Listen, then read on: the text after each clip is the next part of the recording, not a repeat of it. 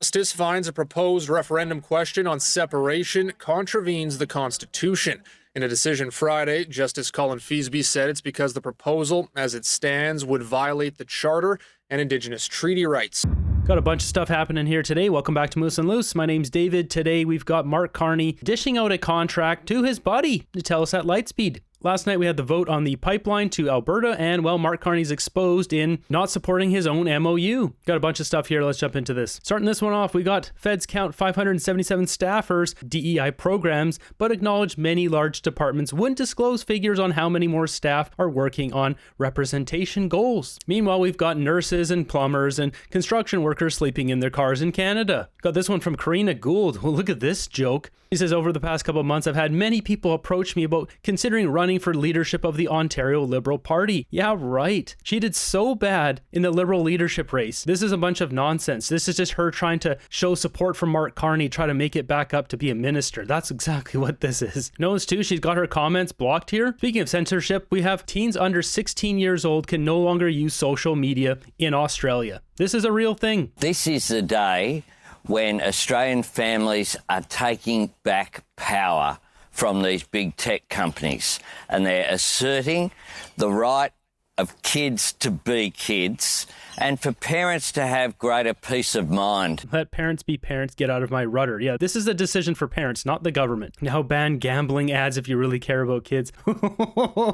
Yeah, right. Moving ahead, we've got this bombshell here. We've got Canada's ambassador and chief trade negotiator with the US to step down ahead of CUSMA review. This is making waves here, and who's going to be her replacement? Dan, your thoughts on the decision that Ambassador Hillman is making, and then any hints or clues? I think Bloomberg is reporting it could be Mark Wiseman, for example, who steps into, I don't have independent confirmation of that, but... Mark Wiseman, if you've been following the channel for a while, that should be sending chills down your spine. Who's this guy? He's one of the creators of the Century Initiative. This group wants to bring in 100 million people into Canada by 2100. This is why we have this immigration crisis in Canada, is guys like this. These guys are directly connected to the Liberal Party, Justin Trudeau, all of them. You can see here, look at this guy's resume. Working backwards, he was a senior advisor and chairman at Lazard and Boston Consulting Group, going back, board of directors Nova Chemicals, senior managing director at BlackRock, global head of active equities. Then going further back here, before BlackRock, he was president and CEO of the Canada Pension Plan. Interesting. Mark Carney is getting his A-team in. I would not be surprised if tomorrow it's announced that this guy is taking over this role for Mark Carney. And if he does so, this will be the dumbest decision possible, because who's he going to be negotiating with? Donald Trump. You think Donald Trump is pro-Century Initiative, jack Canada's immigration to 100 million people by 2100? No, he's deporting people. He has ICE rounding up people and chucking them out of the country, putting them on planes and flying them back to where they came from. This is not a person we want to have negotiate with the Trump administration. Those people I ask right now are saying that sounds about right. Who could step into her shoes? Any thoughts on that? Yeah, I mean, I'll start by recognizing, as Kathleen has done, the enormous achievements of Ambassador Hillman, and certainly the profile that she's built in this role. They did ask her in another interview why she's stepping down, and they asked her if it was her choice, and she said it's her choice. I think Carney or someone came in and gave her a sweet deal and was like, okay, time for you to get out. We'll throw you some Brookfield shares or whatever it may be. Maybe there's nothing there. Maybe she just wanted to retire, but the timing is very suspicious. You have a guy like Mark Wiseman come in. Something's fishy. As you say in the outset here, not a big surprise that she is stepping down, and been doing this role for some time, and I do think at a certain point the Prime Minister was going to look to bring in his own person for this position. Yeah, as you say, there's speculation it may be Mark Wiseman, the former head of the Canadian Pension Fund.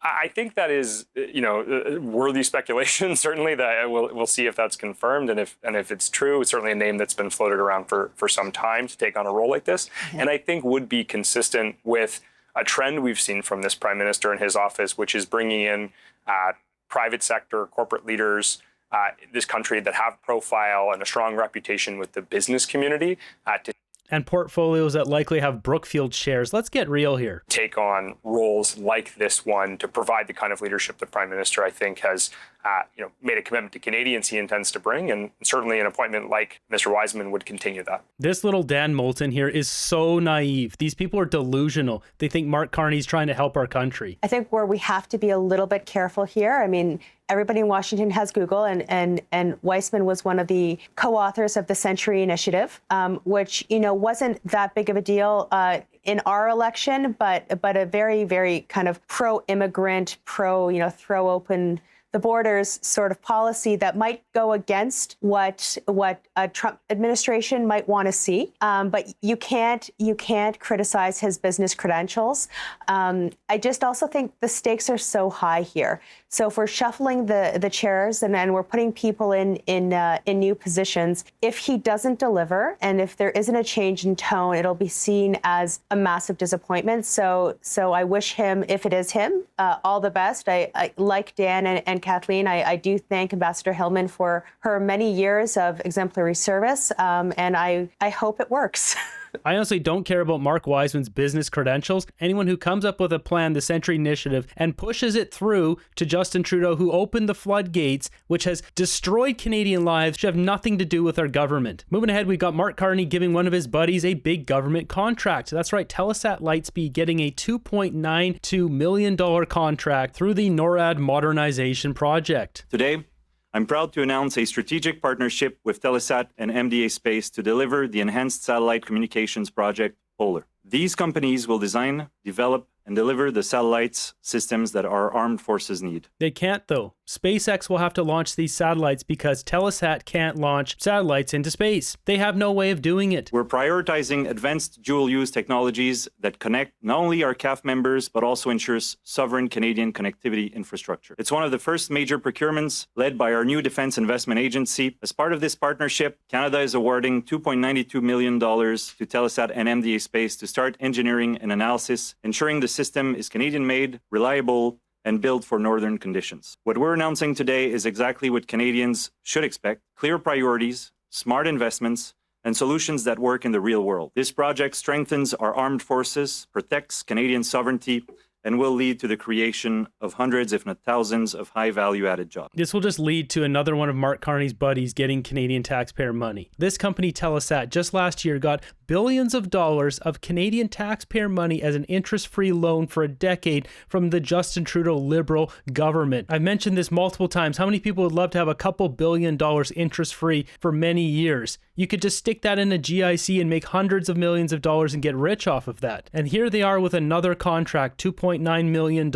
And this is just the start of their procurement. So here's the project here. Ottawa signs partnership with Canadian firms on military Arctic satellite project. So this is a part of a much bigger $38.6 billion North American Aerospace Defense Command modernization. Federal government awarded this contract to Telesat Lightspeed for engineering and options analysis. Here's Mark Carney standing with Dan Goldberg, the CEO of Telesat Lightspeed. This kind of body language here, these guys are friends. You don't put your hand on someone's shoulder, have a laugh with them if you're not friends with them. Here's another photo. I don't know who she is, but Dan Goldberg, Mark Carney. Convenient he's getting this contract. But in this case, we don't need to read body language as we have this article here from the National Post. It says Carney and Telesat CEO Dan Goldberg have been described as good friends, including in a 2019 profile by the Ottawa Business Journal, which is this here. CEO of the Year, Telesat's Dan Goldberg is at the epicenter of everything. It was quite a few years ago at the London Marathon. Goldberg, the CEO of Ottawa-based satellite communications provider Telesat, was in the British capital to visit his good friend Mark Carney, the governor of the Bank of England, to take part in the world-famous race while he was there. It says Dan was as sick as he has ever been, recalls Carney, who had met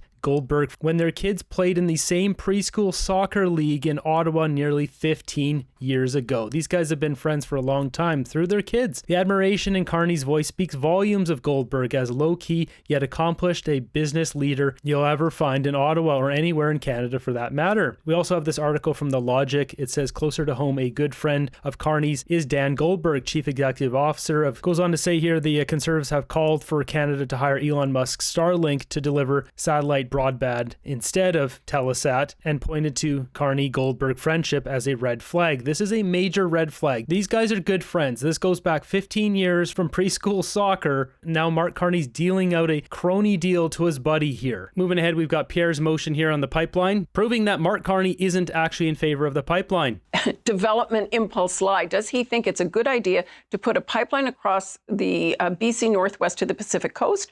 Or does he believe the pipeline to Keystone XL expansion is the way to go, or TMX? We don't actually have a clear, I think, statement or declaration from the Prime Minister on that. In that regard, I kind of welcome any clarity we get. And what we're getting more in, like, as the days go by since the signing of the MOU, is we're getting a bit more clarity on how Mr. Carney sees the role of Indigenous peoples and the need for agreement, the role of consultation with the BC government, and, does there have to be agreement?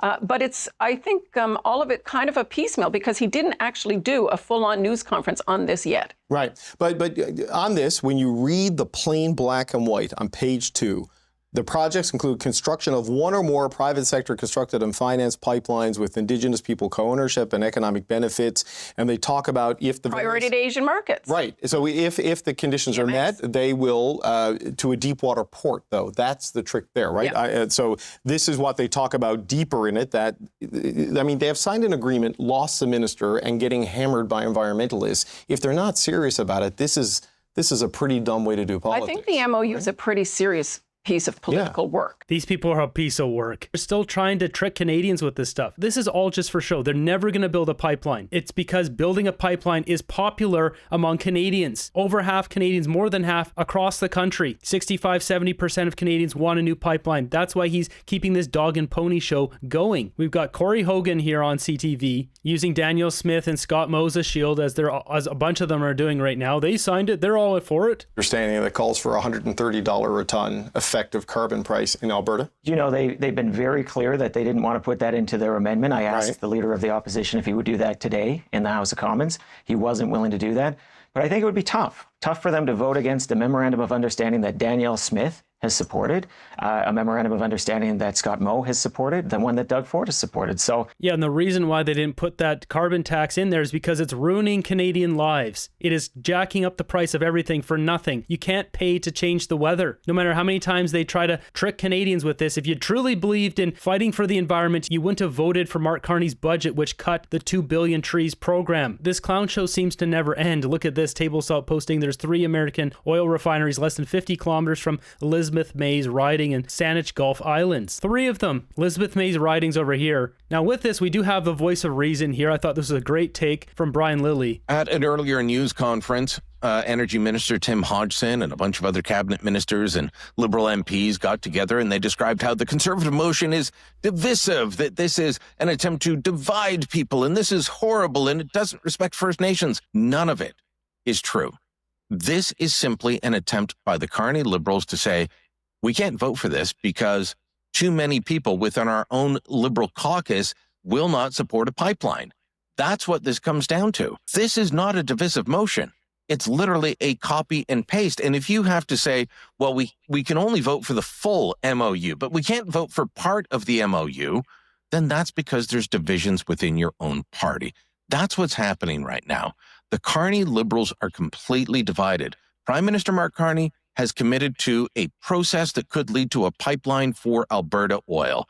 And too many within his own party, be they British Columbia MPs, Ontario MPs, maybe some within Alberta, there's only a couple of them, but definitely Quebec MPs, Atlantic Canadians. They don't want that sort of thing to go forward. I'm not saying it's all Liberals, but it's too many of them. And that is a real issue for Carney. He has not figured out that he is the reason that they are employed, and he should be telling them, you're going to stand up and vote for this. You're going to do what I tell you. Instead, he is marching to their drum instead of them marching to his drum. At last count, I believe there's 11 Liberals all pushing hard back against this. So Brian Lilly's right here. He can't actually let this go through to a vote because there's already division in his caucus. So this is all for show to try to pull in more swing voters without actually delivering a pipeline. This is all smoke and mirrors. This will never happen if a Liberal government is in power. He is an incredibly powerful political figure right now because he won the election the Liberals never thought they would, and yet he cannot exercise